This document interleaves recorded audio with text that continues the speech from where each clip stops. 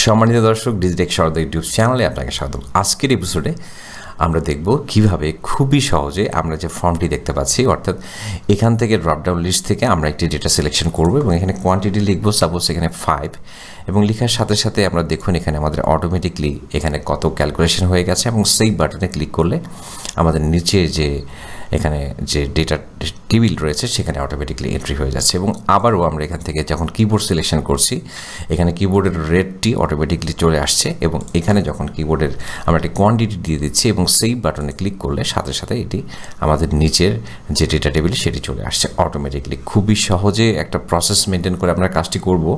তো এই কাজটি করার জন্য আমাদের যে বিষয়টি আমরা সাহায্য নেব সেটি হচ্ছে ম্যাক্রো সম্পর্কে আপনারা অনেকেই জানেন, আমি খুব সহজভাবে বলার চেষ্টা করছি।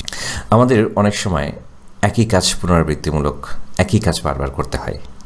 তো একই কাজ বারবার করাটা নিঃসন্দেহে সবার জন্যই অনেকটা বিরক্তিকর এবং ক্লান্তিকর। তো এই পুনরাবৃত্তিমূলক কাজগুলো আমরা বারবার না করে সেই পুনরাবৃত্তিমূলক কাজগুলোকেই একটা কিবোর্ড কমান্ডের মাধ্যমে বা একটা ক্লিকের মধ্যে আমরা সেভ করে রাখতে পারি, যাতে করে পরবর্তীতে ওই কাজটি করার সময় বারবার সেই কাজটি না করে একটা ক্লিকের মাধ্যমেই সেই কাজটি আমরা সমস্ত কাজগুলোকে সম্পন্ন করতে পারবো। যেমন আমি খুবই সহজভাবে এখানে একটু দেখাই। জাস্ট ধরুন একটি লেখা এখানে আমি লিখছি, তো আমরা এই লেখাটাকে আমি সাপোজ একটু বোল্ড করছি, একটু আন্ডারলাইন করছি এবং এটার মধ্যে আমি ব্যাকগ্রাউন্ডে একটা কালার অ্যাপ্লাই করছি এবং ধরুন এটাকে আমি হোয়াইট কালার করছি। তো আমি এই ফাইলটা সেভ করে বন্ধ করে চলে গেলাম। পরবর্তীতে হচ্ছে এই ফাইলে যদি আমি আবার এই কাজটি করতে চাই, বিভিন্ন জায়গায় করতে চাই, তাহলে কিন্তু আমাকে এই কাজটি আবার করতে হতে পারে, অথবা এখানে ফরম্যাট পেইন্টার রয়েছে সেটিরও আমরা সাহায্য নিতে পারি। তো এটি না হয় ফরম্যাট পেইন্টারের সাহায্য নিয়ে করলাম, কিন্তু অন্য কোনো কাজ তো আর ফরম্যাট পেইন্টার দিয়ে আমরা করতে পারবো না। তাহলে সেক্ষেত্রে আমরা যে কাজটি করব সেটি হচ্ছে যে একটি ম্যাক্রো ব্যবহার করতে পারি। তাহলে চলুন দেখি ম্যাক্রোর মধ্যে আমরা সমস্ত কমান্ডগুলো রেখে দিতে পারবো। তো সেজন্য যেটি আমরা করব, যেমন এখানে একটি টেক্সট আমি নিচ্ছি, সাপোজ আমি এখানে একটি ইংলিশ লিখে নিলাম। এখন চলে যাচ্ছি ভিউ ট্যাব থেকে ম্যাক্রোতে চলে গেলাম এবং রেকর্ড ম্যাক্রো। এখন এই যে ম্যাক্রো কমান্ডটির মধ্যে আমি এখন একটা কিবোর্ড কমান্ডের মধ্যে আমার এই কাজগুলোকে আমি সেভ করে রাখবো। তো এখানে কিবোর্ড কমান্ডটি আমি Ctrl+Shift+O আমি ব্যবহার করলাম। Ctrl+Shift+O মানে এই কিবোর্ড কমান্ডটি আমি যখন দেব সেই কিবোর্ড কমান্ডের মধ্যে যেন আমার কাজগুলো সেভ হয়। মানে এমন কিবোর্ড কমান্ড দেবো না যেটি আগে থেকে রয়েছে, যেমন Ctrl+C, মানে যেগুলো অলরেডি রয়েছে সেরকম কিবোর্ড কমান্ড ব্যবহার করতে পারবো না। জাস্ট ওকে করে দিলাম। এখন এই মুহূর্তে থেকে আমি যতগুলো ক্লিক করব ততগুলো ক্লিককে সে সেভ করে রাখবে ওই কমান্ডের মধ্যে। তাহলে এই জন্য এই সময় আমরা অহেতুক কোনো ক্লিক করব না, প্রয়োজনীয় কাজগুলোই করব। তো আমরা এখন যেটি করব এটিকে সিলেকশন করলাম, তারপরে আমরা এখন হোম ট্যাবে চলে গেলাম। এখন ধরুন আমি লেখাটার মধ্যে এরকম একটা কালার অ্যাপ্লাই করলাম, হোয়াইট কালার অ্যাপ্লাই করলাম, এটাকে বোল্ড করছি এবং এটাকে ইটালিক করছি। জাস্ট এই কয়টি কাজ আমি করে নিলাম। আমার রেকর্ডিং শেষ। আমি আবারও ভিউ ট্যাবে চলে যাচ্ছি এবং ম্যাক্রো থেকে স্টপ রেকর্ডিং করে দিলাম। রেকর্ডিং শেষ। এখন পরবর্তীতে যে কোনো জায়গায় যখন আমি কোনো একটি টেক্সট লিখব, সাপোজ এখানে যে কোনো দিন যে কোনো সময় এখানে হয়তো আমি এখানে ম্যাথ লিখলাম, তো আমার যত সময় আমি কাজগুলো করব আমি জাস্ট সিলেকশন করব এবং কিবোর্ড থেকে Ctrl+Shift+O প্রেস করব, তাহলে অটোমেটিকলি আমার কাজগুলো অ্যাপ্লাই হয়ে যাবে। এমন হয়ে যাবে জাস্ট যেভাবে আমরা কিবোর্ড কমান্ডের মধ্যে জমা করে রেখেছিলাম। তো চলুন আমরা এই ট্রিক্সটি ফলো করে এখন আমরা যে ফর্মটি ডিজাইন করেছি সেই ফর্মটির মাধ্যমে কীভাবে এন্ট্রি করব সেটি দেখব। তো প্রথমেই আমি এখানে একটা এরকম ডিজাইন করে নিয়েছি। জাস্ট এটিতে আপনারা পারবেন ব্যাকগ্রাউন্ডে কালার দিয়ে নিয়েছি। এখানে আমরা এই লেখাটার মধ্যে জাস্ট একটু লাইট কালার দিয়েছি ব্যাকগ্রাউন্ডে এবং এখানে হোয়াইট কালার দিয়েছি। তো এখানে আমরা একটা ড্রপডাউন লিস্ট ক্রিয়েট করেছি। ড্রপডাউন লিস্ট কীভাবে ক্রিয়েট করতে হয় নিশ্চয়ই আপনারা সেটা জানেন। তো এখানে আমরা তারপরে আমি একটু দেখিয়ে নিই। যাই হোক, ডেটা ট্যাবে তারপরে হচ্ছে এখানে ডেটা ভ্যালিডেশনে আমরা এখান থেকে একটা জায়গায় মাউস কিবোর্ড লিখে রাখবো, তারপর এটাকে সিলেকশন করে দেবো। আমাদের এখানে মাউস কিবোর্ডের একটি ড্রপডাউন লিস্ট তৈরি হয়ে যাবে। এরপর আমরা এখানে একটি ফর্মুলা অ্যাপ্লাই করব, সেটি হচ্ছে ইফ যদি এখানে মাউস সিলেকশন থাকে তাহলে এখানে প্রাইসটা শো করো 750 টাকা, আর যদি ওখানে কিবোর্ড থাকে তাহলে 1250 টাকা, আদারওয়াইজ এখানে 0 শো করো।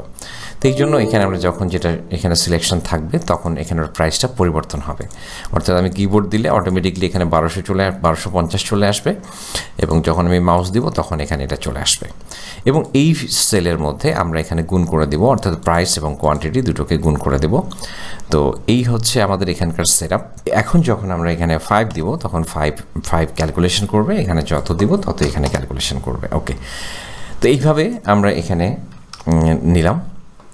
তো প্রথম অবস্থায় আমরা এখানে একটা ডেটা রেখে দিব, যে কোনো একটা ডেটা রেখে দিব। এরপর আমরা এই যে লিস্ট তৈরি করার পর এটাকে হাইড করে দেব, জাস্ট হাইড করে দিলাম। তো আমরা এখানে একটা টেকনিক অ্যাপ্লাই করব। কি টেকনিক? যে এখানে একটি আমরা ড্র করে নেব ইনসার্ট থেকে, আমরা এখানে শেপ থেকে আসলে এখানে একটা রেক্টেঙ্গুলার রাউন্ড কর্নার শেপ এভাবে ড্র করব, এবং এটার মধ্যে রাইট মাউস ক্লিক করে আমরা এখানে এডিট টেক্সট লিখে আমরা এখানে সেভ লিখেছিলাম, এবং এটাকে ফন্ট সাইজ বড় করে এখানে বসিয়ে দিয়েছিলাম। মূলত এটি হচ্ছে সেই জিনিসটি। আর এখানে আমরা তো এখানে এখানকার লেখাটাই এখানে জাস্ট বসিয়ে দিয়েছি। তা এখন বিষয়টি হচ্ছে যে এখানে আমরা একটি টেকনিক অ্যাপ্লাই করব। সেটি হচ্ছে যে এখানে আমরা যখন একটা ম্যাক্রো রেকর্ড করব, তো এখানে ডেটা ট্যাব থেকে আমরা এখন ভিউ ট্যাব থেকে আমরা এখন চলে যাচ্ছি ম্যাক্রোতে, এবং record new macro.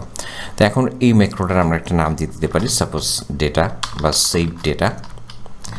Save data নাম দিয়ে দিলাম, এবং এটাকে জাস্ট ওকে ক্লিক করছি। এখন থেকে ইভেন্টগুলো সেভ হচ্ছে। তো আমরা যেটি করব যে যখন আসলে আমরা এই সেভ বাটনে ক্লিক করব তখন একটা নতুন সেল ইনসার্ট করবে এখানে। তো এই জন্য আমরা এখানে একটা নতুন সেটকে ইনসার্ট করলাম। ইনসার্ট করার পর দেখতে পাচ্ছি এটি কালারটি এরকম হয়ে যাচ্ছে। তো আমরা এই কালারটাকে আসলে রিমুভ করে দেব, যার জন্য আমরা বলছি যে তোমার কালারটি আমরা এরকম চাই। এবং এখানে আমরা একটা রেড কালার অ্যাপ্লাই করব, রেড লাইন, এখানে রেড লাইন দিয়ে দিচ্ছি, এবং এখানে আমরা অল বর্ডার দিয়ে দিচ্ছি। তাহলে এখানে চারদিক দিয়ে বর্ডার আসবে এবং একটা হালকা একটা গ্রে কালারের একটা ব্যাকগ্রাউন্ড থাকবে। এটি অপশনাল, এটি চাইলে আপনারা দিতেও পারেন, না দিতে পারেন। তো এখন আমাদের একটা নতুন সেল ইনসার্ট হবে, এবং এখান থেকে ডেটাগুলোকে সে কপি করবে। আমরা কিবোর্ড থেকে Ctrl+C দিলাম, এবং পেস্ট করবে কোথায়? এখানটায়। তবে পেস্ট করার সময় কিভাবে পেস্ট করবে? ট্রান্সপোজ করবে, অর্থাৎ ডেটাগুলো এখানে আসার সময় পেস্ট করবে টি, অর্থাৎ টি প্রেস করলে হবে, ট্রান্সপোজ হয়ে পেস্ট করবে। অর্থাৎ এইদিকে তো এটা ছিল হচ্ছে কলাম আকারে, এখন রো ওয়াইজ পেস্ট করবে ডেটাগুলোকে। তো এইভাবে আমাদের পেস্ট হবে, এবং তারপর আরও একটা কাজ করতে হবে, সেটি হচ্ছে আমাদের এই কোয়ান্টিটির সেলে এখানে ভ্যালুটা আমরা 0 দেখতে চাই। অর্থাৎ এখানে যেন সে ডাটা এন্ট্রি করার পরে এখানে যেন সে 0 করে দেয়, এই অবস্থায় আমরা চাই। তো জাস্ট এতটুকুই আমাদের কাজ শেষ। এখন আমরা যেটা করব যে এখন ভিউ ট্যাব থেকে আমাদের রেকর্ডিংটাকে আমরা স্টপ করে দেব, আমাদের কাজ শেষ।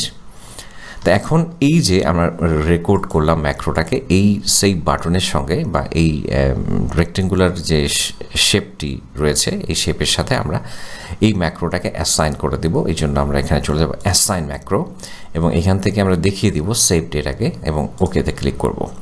তো দেখুন এখন যখন আমরা এখানে কিছু একটা লিখবো, সাপোজ এখন আমরা মাউস এখানে কোয়ান্টিটি 5 করে দিচ্ছি, এবং এখানে সেভে ক্লিক করছি, এখানে দেখুন সেভ হয়ে যাচ্ছে। এবং এখন আমি যদি কিবোর্ডে ক্লিক করি, তাহলে কিবোর্ডে ক্লিক করলে তখন অটোমেটিকলি কিবোর্ডের রেটটা চলে আসবে, এবং এখানে যখন আমি 8 প্রেস করব, সেভে ক্লিক করব, তখন সেভ হয়ে গেছে।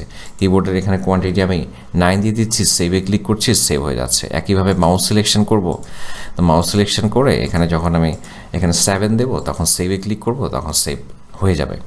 তো এভাবেই আমরা আসলে অনেক সময় সাশ্রয় করতে পারি, একেবারে ক্যালকুলেশন হয়ে আসলে ডেটাগুলো এন্ট্রি হবে। পরবর্তীতে আমাদের কপি করতে হবে না, ফিল করতে হবে না, আমরা স্বয়ংক্রিয়ভাবে ডেটাগুলো এন্ট্রি করতে পারি, এবং কাজের মধ্যে একটা নতুনত্ব থাকবে, একটা আনন্দ থাকবে, একটা ইন্টারফেস থাকবে, একটা ড্যাশবোর্ড টাইপের একটা ফিল আসবে। আসলে যতটা আপনি প্রফেশনালিজম নিয়ে আসতে পারেন আপনার কাজের মধ্যে, ততটা কাজটা সুন্দর হবে, এবং আপনার মধ্যে কাজ করার মধ্যে একটা আনন্দ খুঁজে পাবেন। তো এরকম নতুন নতুন টিউটোরিয়াল দেখতে আমাদের চ্যানেলটি যদি আপনি এখনও সাবস্ক্রাইব না করে থাকেন, তাহলে সাবস্ক্রাইব করে পাশে থাকবেন। আর যদি সাবস্ক্রাইব করে থাকেন, অসংখ্য কৃতজ্ঞতা জ্ঞাপন করছি। পরবর্তী ভিডিও দেখার আমন্ত্রণ জানিয়ে এই পর্ব এখানে শেষ করছি। খুব ভালো থাকবেন।